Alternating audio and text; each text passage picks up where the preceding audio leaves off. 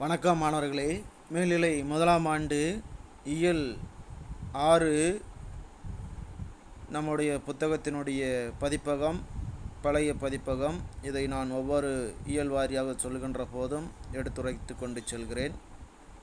நமக்கான புதிய பாடத்திட்டத்தின் அமைப்பில் அமைக்கப்பட்ட இயல் கணக்கின்படி 6 இயலின் தலைப்பு பல்கலை நிறுவு. நாம் இன்று காண இருக்கின்ற பாடப்பகுதி இனிக்கும் இலக்கணம் என்னும் பகுதியில் இடம்பெற்றிருக்கக்கூடிய கலை சொல்லாக்கம். இதைத்தான் நாம் இன்று காண இருக்கின்ற மாணவர்களே இன்றைய காணொளியின் வாயிலாக.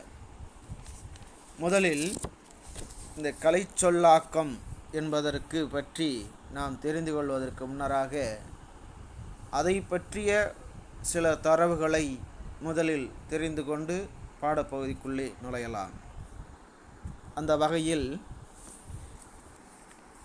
நமக்கான பாடப்பகுதி எதை நோக்கி எந்த காரணத்துக்காக வைக்கப்பட்டுள்ளது என்பதை நாம் தெரிந்து கொள்ளலாம். அதாவது எந்த மொழியானது, அதாவது உலகத்தில் எண்ணற்ற மொழிகள் இடம்பெற்று உள்ளன, அவற்றில் எந்த மொழியானது காலத்திற்கு ஏற்ப தன்னை மாற்றி அமைத்து கொள்கிறதோ, அதாவது தகவமைத்து கொள்கிறதோ, அந்த மொழியை நிலைத்து நிற்கக்கூடிய ஆற்றலை பெற்றிருக்கும். இன்றைய உலகம் அறிவியல் உலகம் என்பது நாம் அறிந்த ஒன்றுதான். அத்தகைய உலகத்தில் வாழக்கூடிய நாம் அறிவியல் சாதனங்கள் பெரிய அளவில் பயன்படுத்தப்படுகின்றன என்பதை நாம் இன்று ஒவ்வொருவருடைய வாழ்க்கையில் பின்னப்பட்டிருப்பதை கண்டு கொண்டுதான் இருக்கின்றோம். அவற்றுக்கான கலை சொற்களை உருவாக்க வேண்டிய தேவை தற்போது ஏற்பட்டுள்ளது என்பதை நாம் அறிந்து கொள்ள வேண்டும். இதனை மாணவர்கள் புரிந்து கொள்ளும் வகையில் வைக்கப்பட்ட ஒரு பாடப்பகுதி தான் இந்த கலை சொல்லாக்கம். இதன் வாயிலாக நாம் இந்த கலை சொல்லாக்கத்தின் பற்றி கூடுதலான பல தரவுகளையும் அது உருவாவதற்கான காரணமாக கர்த்தாவாக இருந்தவருடைய சில தரவுகளையும் தெரிந்து கொண்டு பாடப்பகுதிக்குள்ளே செல்லலாம் மாணவர்களே. அதாவது தமிழ் கலை சொல்லியல். தமிழ் கலை சொல்லியல் என்பது இந்த கலை சொற்களை பற்றிய ஆய்வு என்று சொல்லலாம். ஆக கலை சொற்களை பற்றிய ஆய்வு என்ன என்றால் தமிழ் கலை சொல்லியல் என்பது பொருள். இந்த கலை சொல்லாக்கம் தொடர்பான கோட்பாடு, முறைமைகள், கலை சொல்லை தரப்படுத்துதல், அந்த கலை சொல்லினுடைய பயன்பாடு ஆகியவற்றினை உள்ளடக்கியதுதான் இந்த கலை சொல்லாக்கம் என்பது. அதற்கான சரியான பொருள்தான் தமிழ் கலை சொல்லியல் என்று குறிப்பிடுகிறது. ஆக கலை சொல்லாக்கம் என்றால் தமிழ் கலை சொல்லியல் என்பதை குறிக்கலாம். அகராதியியல் போல் அன்றி சொற்களின் கருத்தியல், கருத்து உருவாக்கம், வரையறை, தரப்படுத்துதல் ஆகியவற்றில் கலை சொல்லியல் சிறப்பாக கவனம் செலுத்துகிறது என்று நாம் அறியலாம் மாணவர்களே. ஆக கலை சொல்லாக்கம் ஆக்கமும் பயன்பாடும் தமிழ் மொழியில் தொன்று தொற்று நடைபெற்று வந்து கொண்டே ஒரு செயல்பாடு என்பதை நாம் அறியலாம். ஆக இந்த கலை சொல்லாக்கம் என்பது நேற்று இன்று நடைபெற்ற ஒரு செயல்பாடு அல்ல. அது தமிழ் மொழியில் தொன்று தொற்று நடைபெற்று வரக்கூடிய ஒரு தொடர் செயல்பாடு என்று அறியலாம் மாணவர்களே. கலைச்சொல் அகர முதலி உருவாக்கம் என்பது புழக்கத்தில், அதாவது பழக்கத்தில் உள்ள கலைச்சொற்களை சேகரித்து அவற்றுக்கான விளக்கங்களுடன் அகர முதலி வடிவில் ஒழுங்குபடுத்தி வெளியிடுவது ஆகும். கலைச்சொல் அகர முதலிகள் பொதுவாக எதை சார்ந்து உருவாக்கப்படுகின்றன என்றால் துறை வாரியாகவே சார்ந்து உருவாக்கப்படுகின்றது என்று சொல்லலாம். முந்தைய கலைச்சொல் அகர முதலிகள் அச்சிட்டு புத்தக வடிவிலேயே வெளிவந்தன. தகவல் தொழில்நுட்பத்தின் வளர்ச்சியினால் இணையவழி கலைச்சொல் அகர முதலிகளும் தற்போது பரவலாக பயன்பட்டு வருகின்றன என்பது இன்றைக்கு நிதர்சனமான உண்மை என்று சொல்லலாம் மாணவர்களே.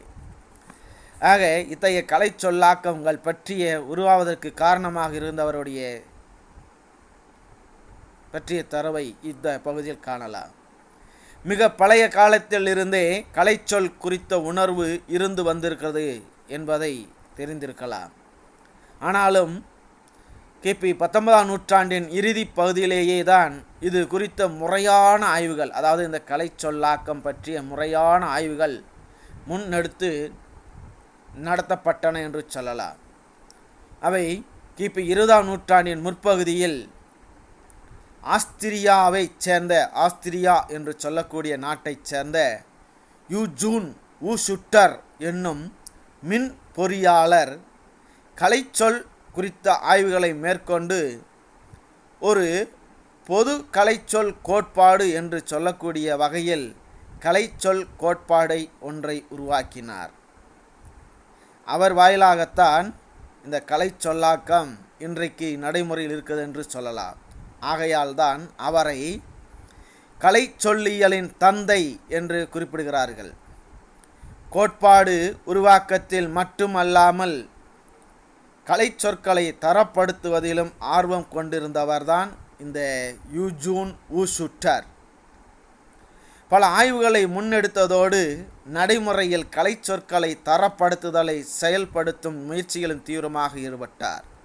இதன் விளைவாக 1931ஆம் ஆண்டில் கலை சொற்களை பன்னாட்டு அளவில் தரப்படுத்துதல் என்ற பெயரில் ஒரு அரிய நூலை இந்த யூஜூன் ஊசுட்டர் என்பவர் எழுதி வெளியிட்டிருக்கிறார் என்று நாம் தெரிந்து கொள்ளலாம் மாணவர்களே.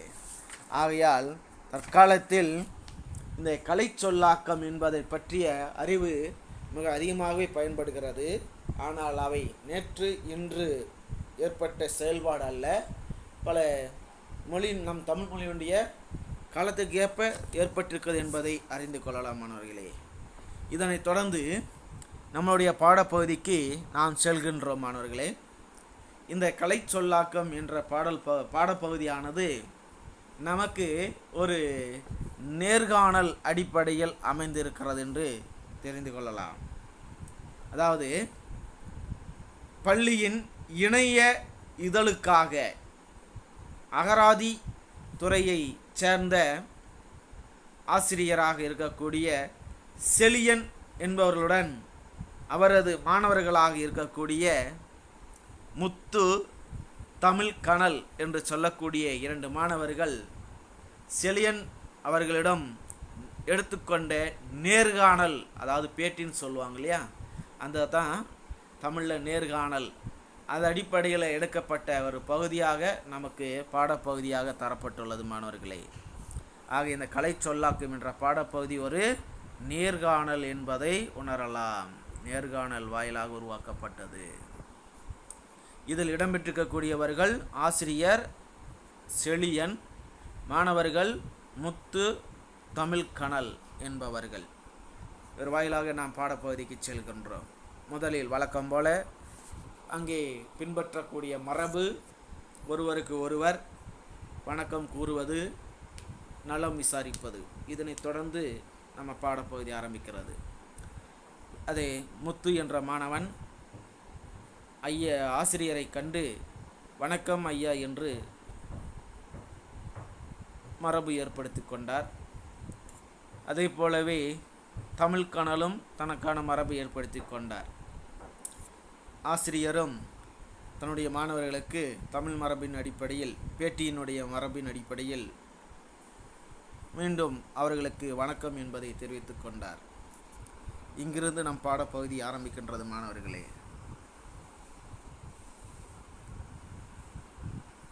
அவற்றில் முதலாவதாக தமிழ் கனல் என்று சொல்லக்கூடிய அந்த மாணவர் ஒரு கேள்வியை எழுப்புகிறார். இப்பொழுதுள்ள பேச்சு வழக்கில், தற்போது உள்ள பேச்சு வழக்கில் ஆங்கில சொற்கள் மிகுதியும் கலந்து மக்களால் பேசப்பட்டு வருகின்றன. அதாவது தற்போதைய காலகட்டத்தில் பேச்சு வழக்கிலே ஆங்கில சொற்களானது அளவுக்கு அதிகமாக கலந்து மக்களால் பேசப்பட்டு வருகின்றன. ஆனால் அதற்கு உரிய சரியான தமிழ் சொற்களை பயன்படுத்தக்கூடிய வழக்கம் குறைந்து வருகிறது.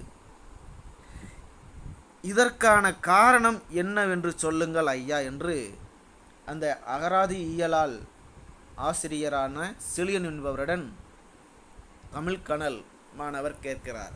தற்போதைய காலகட்டத்தில் பேச்சு வழக்கிலேயே ஆங்கில சொற்களை அளவுக்கு அதிகமாக கலந்து மக்கள் பேசப்பட்டு வருகின்றார்கள். ஆனால் அதற்கு உரிய சரியான தமிழ் சொற்களை பயன்படுத்தக்கூடிய வழக்கம் தற்போது குறைந்து கொண்டே வருகிறது. இதற்கான காரணங்கள் என்ன என்று ஆசிரியர் செழியனிடம் தமிழ்கனல் கேட்கின்றார். இதைத்தான் முதல் பகுதியான ஒரு வினாவாக. இதற்கு ஆசிரியர் எடுத்து சொல்லக்கூடிய பதில் விடை அப்படி முழுமையாக சொல்லிவிட முடியாது தமிழ்கனல் என்று சொல்கிறார். எப்படி முழுமையாக சொல்ல முடியாது? தற்போது ஆங்கில சொற்களை மிகுதியாக மக்கள் பேசப்படுகிறார்களே, தமிழ் கலை சொற்களை பயன்படுத்துவதில் என்று நாம் முழுமையாக சொல்லிவிட முடியாது. ஏனென்றால் சான்றாக செல்போன் என்ற ஆங்கில சொல்லுக்கு கைபேசி, செல்லிடப்பேசி, அலைபேசி போன்ற சொற்கள் பயன்பாட்டில் உள்ளன. இவ்வாறான சொற்களை உருவாக்கி கொள்ளும் முறைமைக்குத்தான் கலை சொல்லாக்கம் என்று பெயர். இவ்வாறான சொற்களை உருவாக்கி கொள்ளும் முறைமைக்குத்தான் கலை சொல்லாக்கம். ஆக கலை சொல்லாக்கம் என்றால் என்ன என்பதற்கானதான் இங்கே சொல்லியிருக்கிறாங்க. ஆக அறிவியலுக்கு ஏற்புடைய பல கலை சொற்கள் வழக்கில் பயன்படுத்தப்படுகின்றன. சில கலை சொற்கள் பொருத்தமில்லாமல் உள்ளன. காலத்திற்கு ஏற்ப வளரக்கூடிய சில துறைகளில் கலை சொற்களினுடைய தேவை மிகுதியாகவே இருக்கிறது என்று சொல்லலாம். எனவே நாம் கலை சொற்கள் உருவாக்கும் பணியில் நம்மை முழுமையாக ஈடுபடுத்திக் கொள்ள வேண்டும் மாணவர்களே என்று பதிலுரை எடுத்து சொல்லியிருக்கிறார். இதன் வாயிலாக கலை சொற்கள் உருவாக்குவதில் அதிக ஈடுபாடு தேவை என்பதை இங்கே முதலில் ஆசிரியர் மாணவர்களுக்கு எடுத்துரைக்கின்றார். தற்போதைய காலகட்டத்தில் இந்த கலை சொற்கள் உருவாக்கம் என்பது அதிகமாக தேவைப்படுகிறது. அதைத்தான் இங்கே மையப்படுத்தியிருக்கிறார். இதனைத் தொடர்ந்து முத்து என்ற மாணவர் ஒரு கேள்வி கேட்கிறார். கலை சொற்கள் என்றால் என்ன என்ற ஒரு வினா.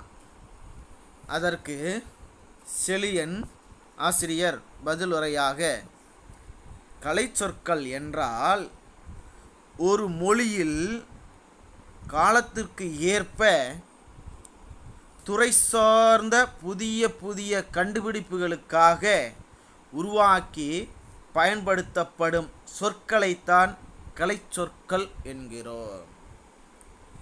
கலை சொற்கள் என்றால் என்ன? ஒரு மொழியில் காலத்திற்கு ஏற்ப துறை சார்ந்த புதிய கண்டுபிடிப்புகளுக்காக உருவாக்கி பயன்படுத்தப்படும் சொற்களைத்தான் கலை சொற்கள் என்கிறோம் என்கிறார் ஆசிரியர் செழியன். இதனைத் தொடர்ந்து ஒரு மொழி தன் வேர் சொற்களை, அதாவது அடிச்சொற்களைன்னு சொல்லுவாங்க, அதைத்தான் வேர் சொற்களை கொண்டு புதிய கலை சொற்களை உருவாக்கி கொள்ள முடியும். இவ்வாறு உருவாக்கி கொள்ளும் போது மொழி தன்னை புதுப்பித்து கொண்டு புதிய செழிப்பினை பெற்று மேலும் வளர்ச்சி பெறும். ஆக கலை சொல்லாக்கத்தினுடைய பயன் என்ன என்றால், கலை சொல்லாக்கம் என்னால் என்ன என்பதை முதலில் கேட்டதற்கு பதில் சொன்னார். கலை சொல்லாக்கம் என்றால் ஒரு மொழியில் காலத்திற்கேற்ப துறை சார்ந்த புதிய புதிய கண்டுபிடிப்புகளுக்காக உருவாக்கி பயன்படுத்தப்படும் சொற்களைத்தான் கலை சொற்கள் என்கிறோம். இப்பொழுது இந்த கலை சொல்லாக்கத்தின் பயன் என்ன என்றால், இவ்வாறு உருவாக்கி கொள்கின்ற போது மொழி தன்னை புதிதாக புதுப்பித்து கொண்டே புதிய செழிப்பினை பெற்று மேலும் வளர்ச்சி பெறும். இதுதான் கலை சொல்லாக்கத்தினுடைய பயன். கலை சொல்லாக்கத்தினுடைய பயன் என்னவென்றால், அந்த மொழியானது தன்னை புதுப்பித்து கொண்டு புதிய புதிய செழிப்போடு மேலும் வளர்ச்சி பெறுவதுதான் கலை சொல்லாக்கத்தின் பயன். எடுத்துக்காட்டாக எவ்வாறெனில், வெப்சைட், பிளாக் போன்றவை இன்றைக்கு தகவல் தொழில்நுட்பத்தின் புதிய கண்டுபிடிப்புகளாகும். தகவல் தொழில்நுட்பத்தின் புதிய கண்டுபிடிப்புகள் தற்காலத்தில் வெப்சைட், பிளாக் என்பது. இவற்றிற்கான சரியான, இணையான, பொருத்தமான தமிழ் கலை சொற்களானது இருக்கின்றன. அவைதான் வெப்சைட்டுக்கு இணையம் என்றும், பிளாக் என்பதற்கு வலைப்பூ என்றும் பொருள் உள்ளது தமிழ் கலை சொல்லாக்கத்தில். இவை தகவல் தொழில்நுட்ப கலை சொற்கள் ஆகும். தகவல் தொழில்நுட்பத்துறையை சார்ந்த கலை சொற்கள் இன்றைக்கு மிக முக்கியமாக தேவைப்படக்கூடியது இதுதான். பெரும்பான்மையாக கலை சொற்கள் என்னவா இருக்கிறது என்றால், காரணம் கருதியே வைக்கப்பட்ட காரண பெயர்களாகவே இருக்கிறது.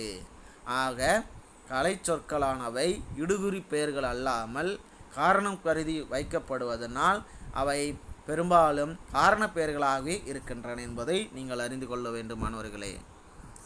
அதனைத் தொடர்ந்து அடுத்து தமிழ் கனல் என்ற மாணவர் மற்றொரு வினா ஏற்படுகிறார். அகராதியில் கலை சொற்கள் குறித்து அறிந்து கொள்ள வாய்ப்பு உள்ளதா என்று கேட்கிறார். அகராதியில் கலை சொற்கள் குறித்து அறிந்து கொள்வதற்கான வாய்ப்பு உள்ளதா என்று. இதற்கு செழியன் ஆசிரியர் பதில் தருகிறார். அகராதிக்கும் கலை சொல்லாக்கத்துக்கும் வேறுபாடுகள் உண்டு என்று முதலில் மாணவர்களுக்கு விளக்குகிறார். அதன் அடிப்படையில் பொருள் தெரியாத சொற்களுக்கு பொருள் கூறுவதே அகராதியின் நோக்கம். அகராதி என்றால் என்ன?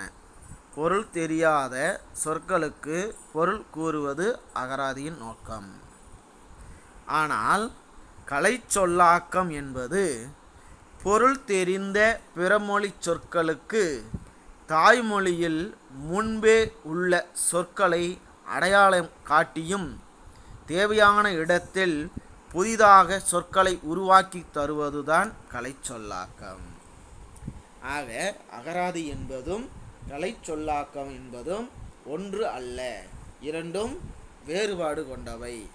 அந்த வகையில் பொருள் தெரியாத சொற்களுக்கு பொருள் கூறுவது அகராதியின் நோக்கமாகும். கலை சொல்லாக்கம் என்பது பொருள் தெரிந்த பிறமொழி சொற்களுக்கு தாய்மொழியில் முன்பே உள்ள சொற்களை அடையாளம் காட்டியும் தேவையான இடத்தில் புதிதான சொற்களை உருவாக்கி கொள்வது இந்த கலை சொல்லாக்கம் என்பதற்கு இரண்டுக்கும் வேறுபடுத்துகிறார். அதுக்கு எடுத்துக்காட்டாக கலை சொல்லாக்கத்துக்கு முன்னரே சொல்லப்பட்ட இந்த செல்போன், அதற்கு கைபேசி, செல்லிடப்பேசி, அலைபேசி என்று சொல்வதால் பொருட்டாக எடுத்துக்கொள்ளலாம். இந்த அகராதிக்கு மெடிசின் அப்படின்னு சொல்லலாம். மெடிக்கல் என்றால் மருந்தகம், லைப்ரரி என்றால் நூலகம். இவ்வாறு பொருள் தெரியாத சொற்களுக்கு பொருள் தருவது அகராதி நோக்கம். இதற்கான வித்தியாசங்களை, வேறுபாடுகளை காட்டியிருக்கிறார் ஆசிரியர். அதனைத் தொடர்ந்து முத்து என்ற மாணவர், கலைச்சொற்கள் பயன்படும் துறைகள் பற்றி கூறுங்கள் ஐயா. கலைச்சொற்கள் இன்றைக்கு எந்தெந்த துறைகளில் பயன்படுகிறது என்பதை பற்றி செழியன் ஐயரிடம் கேட்கின்றார். ஆக கலைச்சொற்கள் பயன்படுத்தக்கூடிய துறைகள்தான் இங்கே ஆசிரியர் எடுத்து சொல்கிறார். நம் வாழ்வில் அன்றாடம் பயன்படுத்தக்கூடிய கருவிகள், வேளாண்மை, மருத்துவம், பொறியியல், தகவல் தொடர்பு இயல், தகவல் தொழில்நுட்பம் என்று சொல்லக்கூடிய இன்றைய அறிவியல் சூழலுக்கேற்ப பயன்படுத்தப்படுகிறார்கள். இதன் வாயிலாக முத்து என்ற மாணவர் கேட்ட வினாவிற்கு ஆசிரியர் கலை சொற்கள் பயன்படுத்தக்கூடிய துறைகள் என்ன, எவை என்பதை பட்டியலிட்டு காட்டியிருக்கிறார். இதனைத் தொடர்ந்து அடுத்ததாக தமிழ் கனல் என்ற மாணவர் ஒரு வினா. அவ்வாறான கலை சொற்கள் சிலவற்றை எடுத்து சொல்லுங்கள் ஐயா என்று கேட்கிறார். அவற்றின் அடிப்படையில் ஆசிரியர் செழியன் என்பவர் மருத்துவம் துறை சார்ந்த கலை சொற்கள் சிலவற்றை எடுத்து சொல்கிறார். அவற்றில் மருத்துவமனை, கிளினிக் என்றால் கலை சொல்லாக்கத்தின் அடிப்படையில் மருத்துவமனை. பிளட் குரூப் என்றதற்கு கலை சொல்லாக்கம் குருதி பிரிவு. பார்மசிஸ்ட் என்றால் கலை சொல்லாக்கம் மருந்து ஆளுநர். எக்ஸ்ரே என்ற சொல்லுக்கு ஊடுகதிர். டைபாய்டு என்றால் குடல் காய்ச்சல். ஆயின்மெண்ட் என்றால் களிம்பு. இவ்வாறான மருத்துவத்துறையை சார்ந்த கலை சொற்களை சிலவற்றை எடுத்து தமிழ்கனல் என்ற மாணவருக்கு விளக்குகிறார். அதனைத் தொடர்ந்து மேலும் கல்வி சார்ந்த கலை சொற்கள் சிலவற்றை எடுத்து சொல்கிறார். அதன் அடிப்படையில் நோட் புக் என்றால் எழுத்து சுவடி. ஆன்சர் புக் என்றால் விடைச்சுவடி. ரஃப் நோட் புக் என்றால் குறிப்பு சுவடி, பொது குறிப்பு சுவடி. ப்ராஸ்பெக்டஸ் என்றால் விளக்கச்சுவடி. இவ்வாறு சிலவற்றை, அதாவது மருத்துவத்துறை சார்ந்த, கல்வித்துறை சார்ந்த கலை சொற்கள் எடுத்து சொல்லப்பட்டதாக காட்டப்பட்டு, இதை போலவே லட்சக்கணக்கில் தமிழில் கலை சொற்கள் இருக்கின்றன என்று பதிவு செய்கிறார். ஆக ஒவ்வொரு துறையிலும் உள்ள புதிய கலை சொற்களை தொகுத்து அகர வரிசைப்படுத்தி கலைச்சொல் அகராதிகள் வெளியிடப்படுகின்றன என்று பதிலுரைக்கிறார். அதனைத் தொடர்ந்து முத்து என்ற மாணவர் கலை சொல்லாக்க பணியின் போது பின்பற்ற வேண்டிய விதிமுறைகள் எவையேனும் இருக்கின்றவா என்று கேட்கிறார். அதற்கு ஆசிரியர் கட்டாயமாக சில வழிமுறைகள் இருக்கின்றன என்று பதிலுரை எடுத்து சொல்கிறார். அதன் அடிப்படையில் இந்த முதல் கருத்தாக ஆக்கப்பெறும் சொல் தமிழ் சொல்லாக இருக்க வேண்டும். ஆக்கச்சொல் அது வேர்ச்சொல், அடிச்சொல்லானது எவ்வாறாக இருக்க வேண்டும் என்றால் தமிழ் சொல்லாக பெரும்பான்மையாக இருக்க வேண்டும். இரண்டாவது வழிமுறையாக பொருள் பொருத்தமுடையதாக அதே நேரத்தில் செயலை குறிப்பதன் அடிப்படையில் அமைதல் வேண்டும் என்று சொல்லப்படுகிறது. மூன்றாவதாக வடிவில் சிறியதாகவும் எளிமையானதாகவும் இருத்தல் வேண்டும். நான்காவது ஓசை நயம் உடையதாக இருத்தல் வேண்டும். ஐந்தாவதானது தமிழ் இலக்கண மரபுக்கு உட்பட்டதாய் இருத்தல் வேண்டும். அவை நல்லவை அல்லாதவற்றை குறிக்கக்கூடாது.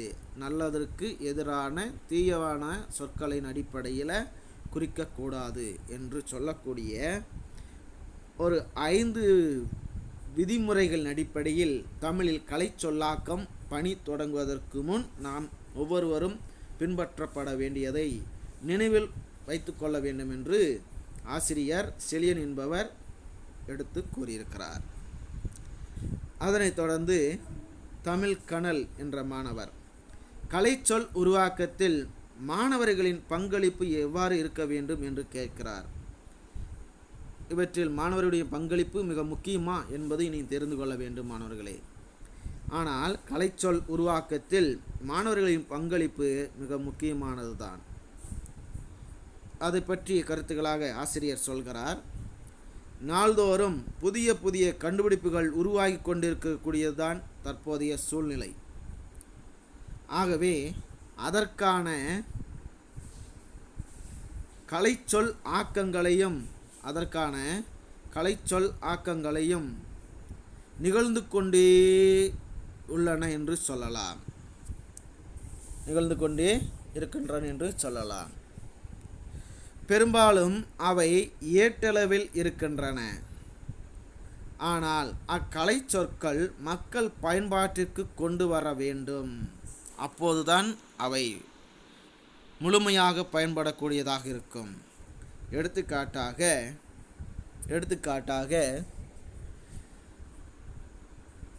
Email, smart phone, Windows 10, 8G என்று சொல்லக்கூடிய ஆங்கில சொற்களுக்கு இணையான தமிழ் மொழியில் தமிழ் கலை சொற்கள் இருக்கின்றன என்பதை தெரிந்து கொள்ள வேண்டும். ஆனால் இவை பெரும்பாலானவர்களுக்கு தெரியாது. அதைத்தான் ஏட்டளவில் இருக்கின்றன என்று சொல்லப்படுகிறது. ஆக அந்த கலை சொற்கள் எல்லாம் மக்கள் பயன்பாட்டிற்கு கொண்டு வர வேண்டும் என்றால் அதற்கு மாணவர்களுடைய பங்களிப்பு தான் மிக முக்கியமானது என்று சொல்லப்படுகிறது. இவற்றால் இந்த மாதிரியான ஆங்கில சொற்களுக்கு இணையான தமிழ் கலை சொற்களை மாணவர்கள் வெளிப்படுத்தலாம். அவற்றினுடைய பயன் அதிகளவில் கிடைக்கும் என்பதை பதிவு செய்யப்பட்டுள்ளது. ஆக இமெயில் என்பதற்கு இணையாக மின்னஞ்சல் என்றும், ஸ்மார்ட் ஃபோன் என்பதற்கு இணையாக திறன்பேசி என்றும், விண்டோஸ் 10 என்பதற்கு சாளரம் 10 என்றும், 8G என்பதற்கு 8ஆம் தலைமுறை என்று சொல்லக்கூடிய கலை சொற்கள் தமிழில் உள்ளன. இவை பெரும்பாலும் மக்களுக்கு தெரிவதில்லை. ஆக இவற்றை தெரியப்படுத்துவதற்கு தான் இன்றைக்கு இருக்கக்கூடிய மாணவர்களுடைய பங்களிப்பு மிக முக்கியமானதாக கருதப்படுகிறது. இதை ஆசிரியர் செலியன் எடுத்து கூறிய பிறகு இதற்கு மக்கள் முழுமையாக அறிந்து கொள்வதற்கு துணை நிற்பது மாணவர்களோடு சில உபகரணங்களும் இருக்கின்றன. அவற்றின் அடிப்படையில் இந்த பணிக்கு மிக முக்கியமாக இருப்பது இதழ்களும் ஊடகங்களும் துணை நிற்க வேண்டும். அப்போதுதான் இது முழுமையான பயனை தரும் என்று சொல்கிறார் ஆசிரியர். இதனைத் தொடர்ந்து முத்து என்ற மாணவர் புதிய புதிய கண்டுபிடிப்புகளுக்கான கலை சொற்களை நாம் எங்கிருந்து பெறலாம் ஐயா என்று கேட்கிறார். அதற்கு ஆசிரியர் செலியன் புதிய புதிய கண்டுபிடிப்புகளான கலை சொற்களை இதழ்கள் வாயிலாகவும் மின் இதழ்கள் வாயிலாகவும் தமிழ் இணைய கல்விக் கழகத்தின் இணையதளம் வாயிலாகவும் பெற முடியும் என்று சொல்கிறார். ஆக புதிய புதிய கண்டுபிடிப்புகளுக்கான கலை சொற்களை எங்கிருந்து பெறலாம் என்றால் இதழ்கள், மின் இதழ்கள், தமிழ் இணைய கல்விக் கழகத்தின் இணையதளம் என்று சொல்லக்கூடிய 3 தளங்கள் வாயிலாக புதிய புதிய கலை சொற்களை நாம் பெற்றுக்கொள்ளலாம் என்று ஆசிரியர் பதில் உரைத்தார். அதோடு சேர்த்து தமிழ்நாடு பாடநூல் நிறுவனம் 20க்கும் மேற்பட்ட துறைகளுக்கு கலை சொற்களை வெளியிட்டுள்ளது என்று சொல்கிறார். தமிழ்நாடு பாடநூல் நிறுவனம் சுமார் 20க்கும் மேலான துறைகளுக்கு கலை சொற்களை உருவாக்கி வெளியிட்டுள்ளது என்று சொல்கிறார். பள்ளியில் செயல்படும் கையெழுத்து இதழில் கலை சொற்களுக்கென தனி இடம் ஒதுக்கி மாணவர்களிடையே கலை சொற்கள் குறித்த விழிப்புணர்வை ஏற்படுத்துகிறது. இது நம் கடமை என்று சொல்கிறார். இதனைத் தொடர்ந்து தமிழ் கனல் கலை சொற்கள் சிலவற்றை அறிமுகப்படுத்துங்கள் ஐயா, எங்களுக்கு தெரியாதவற்றை என்று சொல்கிறார். அதற்கு ஆசிரியர் ஒவ்வொன்றாக செலியன் அன்றாடம் பயன்படுத்தக்கூடிய ஆங்கில சொற்களுக்கு இணையான சில தமிழ் கலை சொற்களை நீங்கள் அறிந்து கொள்ளலாம் அவற்றை ஒன்று விடாமல் ஒவ்வொன்றாக சொல்கிறார். அதன் அடிப்படையில் ஸ்மார்ட் ஃபோன் என்றால் தமிழில் கலை சொல்லாக்கம் ஆக திறன்பேசி, அதாவது திறன்பேசி. அடுத்ததாக டச் ஸ்கிரீன் என்பது, டச் என்றால் தொடு, திரை என்பது ஸ்கிரீன் என்றால் திரை, அதனால் தொடுதிரை. பக் என்றால் பிழை, கெசட் என்றால் அரசு இதழ், டெஸ்பேட்ச் என்றால் அனுப்புகை, சப்சைட் என்றால் மானியம், ஷெய்லிங் என்றால் உச்சவரம்பு, சர்க்குலர் என்றால் சுற்றறிக்கை. இவ்வாறு தொடர்ந்து சப் ஜூனியர் மிக இளையோர், சூப்பர் சீனியர் மேல் மூத்தோர், கேரம் என்பதற்கு பொருள் சொல்கிறார் பாருங்கள், நாலாங்குழி ஆட்டம்,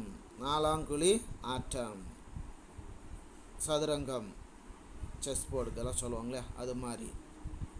அதே மாதிரி பார்த்தீங்கன்னா ஹாக்கி வளைகோல் பந்து, ஃபுட்பால் அது பார்த்திங்கன்னா கால்பந்து, கிரிக்கெட் மட்டைப்பந்து, பேஸ்கெட்பால் கூடைப்பந்து, வாலிபால் கையுந்து பந்து, இந்த மாதிரி இருக்கக்கூடிய அடிப்படையில் சொல்லப்பட்ட கலை சொல்லாக்கங்கள் தான் அவற்றில் தொடர்ந்து சேல்ஸ் டேக்ஸ் விற்பனை வரி, கஸ்டமர் வாடிக்கையாளர், கன்சூமர் நுகர்வோர், அக்கவுண்ட் பற்று வரவு கணக்கு, ரெஃப்ரி நடுவர் என்று சொல்லக்கூடிய வகையில் ஆசிரியர் செலியன் என்பவர் பல தமிழ் கலை சொற்களை பட்டியலிட்டு அந்த மாணவர்களுக்கு இருக்கக்கூடிய பல துறை சொற்களை பயன்பாட்டில் இருக்கிறது என்பதை பதிவு செய்திருக்கிறார்.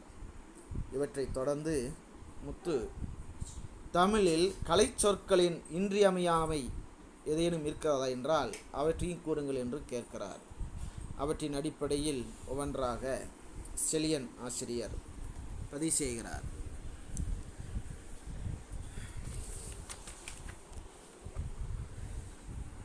உலகின் தொன்மையான மொழிகளுள் இன்றும் நிலைத்து நிற்கின்ற மொழி என்றால் அது நம் தமிழ் மொழிதான். அது நிலைத்து நிற்பதற்கு காரணம் காலத்திற்கு ஏற்ப தன்னை புதுப்பித்து கொள்ளும் மொழியை சிறந்த மொழி என்று சொல்வார்கள் அல்லவா, அதைத்தான் அத்தகைய சிறப்பு கொண்டது தான் தமிழ் மொழி. அதனால தான் அதை சொல்கிறாங்க. ஏனெனில் பழையன கழிதலும் புதியன புகுதலும் வலுவல கால வகைனான் என்று சொல்லக்கூடிய பவனந்தியாரினுடைய கருத்துக்களின் அடிப்படையில் காலத்திற்கு ஏற்ப தன்னை புதுப்பித்து கொள்ளக்கூடிய ஆற்றல் கொண்ட மொழிதான் நம் தமிழ் மொழி. அதனால தான் உலகின் தொன்மையான மொழிகள் இன்றும் நிலைத்து நிற்பதற்கு காரணமாக இருக்கிறது.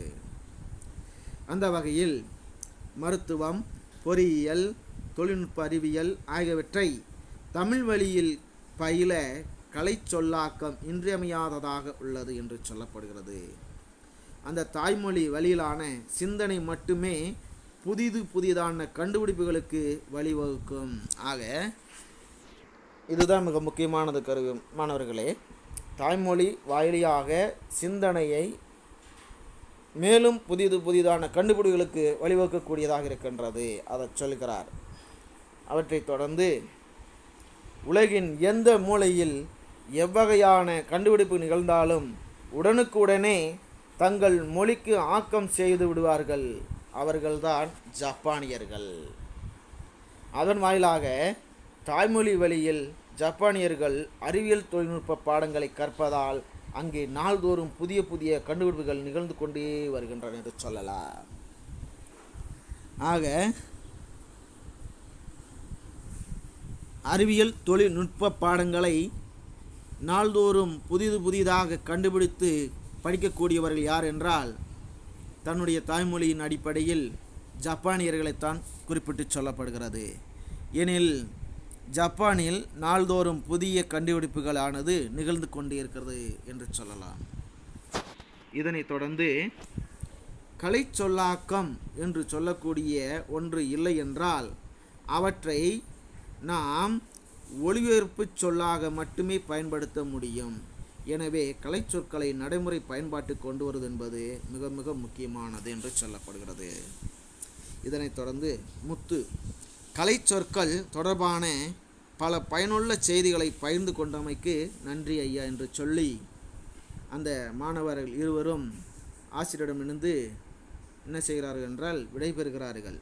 அவரை தமிழ்கனல், நீங்கள் கூறிய தகவல்களை அடிப்படையாக கொண்டு கலைச்சொல் அகராதியை உருவாக்கும் பணியை நாங்கள் இன்றிலிருந்து தொடங்குகிறோம் ஐயா என்று இருவரும் அதற்கான ஒரு சரியான விடையை கொடுத்து நன்றி என்று கூறி விடைபெறுகிறார்கள். அவற்றோடு சேர்ந்து சில தரவுகளோடு மேலும் தெரிந்து கொள்ளலாம். அவற்றின் அடிப்படையில் அறிவியல் துறை சார்ந்த கலை சொற்களை தமிழ் ஆக்குவதில் உள்ள முறைகள் குறித்து அறிவியல் அறிஞர் வ.செ. குழந்தைசாமி பின்வருமாறு பட்டியலிட்டிருக்கிறார். அதை நீங்கள் அறிந்து கொள்ள வேண்டும் மாணவர்களே. ஏனெனில் அறிவியல் துறை சார்ந்த கலை சொற்களை தமிழ் மொழியில் தமிழ் கலை சொல்லாக்கமான சொற்களாக மாற்றுவதற்கு சில வழிமுறைகள் தனித்து இருக்கின்றன. அவற்றை அறிவியல் அறிஞர் வ.செ. குழந்தைசாமி அவர்கள் பின்வருமாறு ஒரு பட்டியலிட்டு குறிப்பிட்டிருக்கிறார். அவற்றை இங்கே காணலாம். அவற்றின் அடிப்படையில்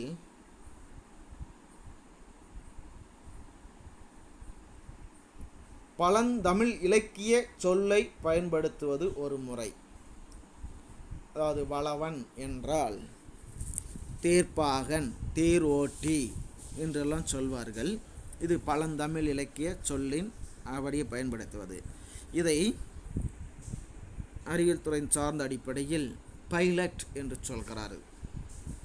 அடுத்தது பேச்சு மொழி சொல்லை பயன்படுத்துதல். அம்மை, அம்மை பேச்சு வழக்கு சொல்லை அப்படியே பயன்படுத்துவது. மூன்றாவது பிறமொழி சொல்லினை கடன் பெறுவது. பிறமொழி சொல்லினை கடன் பெறுவது. ஏனெனில் இன்றைக்கு இருக்கக்கூடிய எல்லா மொழிகளும் கடன் பெற்றுதான் வாழ்கிறது.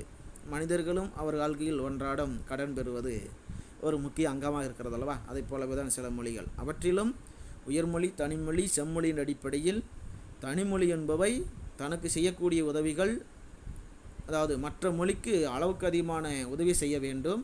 தனக்கான மொழிகள் உதவிகளை மற்ற மொழியிலிருந்து குறைவாக பெற்றுக்கொள்ள வேண்டும். அதை பதிவு செய்வது. அவற்றின் அடிப்படையில் பிற மொழி சொல்லினை கடன் பெறக்கூடிய ஒரு முறையும் இந்த கலை சொல்லாக்கத்தில் இடம்பெறுகிறது.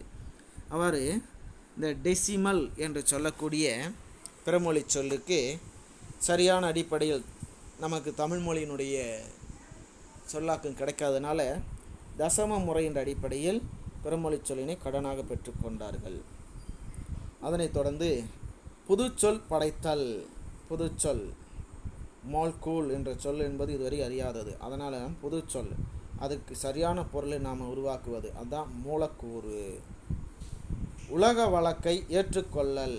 உலகத்து அனைவரால் ஏற்றுக்கொண்டது. எக்ஸ்ரே என்றால் உலக மக்கள் பெரும்பாலானவர்கள் அனைத்து கொள்ள, அதனால் தமிழரை கலைச்சொல்லாக எக்ஸ் கதிர் என்று சொல்கிறார். பிறமொழி துறை சொற்களை மொழிபெயர்ப்பது. அதை சொல்லுவாங்க. அது ஒரு எடுத்துக்காட்டாக போட்டோசிந்தசிஸ் என்றால் ஒளி சேர்க்கை என்று சொல்லப்படுகிறது. இவற்றை தொடர்ந்து ஒளிபெயர்த்து பயன்படுத்தும் சொற்களை இருக்கிறது அறிவியல் துறையை சார்ந்த அடிப்படையில். அதான் மீட்டர், ஓம், இது அப்படியேவும் மொழிபெயர்த்து சொல்லக்கூடியது. ஒளி அடிப்படையிலே மீட்டர், ஓம் என்று சொல்வது. அடுத்து உலக அளவில் பயன்படுத்தக்கூடிய குறியீடுகளை, சூத்திரங்களையே அப்படியே பயன்படுத்துவது. இந்த வகையால் சொல்லப்படுவது pi A = pi r square H2O CA என்றெல்லாம் பயன்படுத்தக்கூடியது. உலக அளவிலான குறியீடுகள், சூத்திரங்கள், இதை நாம் அறிவியல் துறையில் சார்ந்த பயன்படுத்துகின்ற போது பின்பற்றக்கூடிய தரவுகள் என்று சொல்லப்படுகிறது. இவற்றை தொடர்ந்து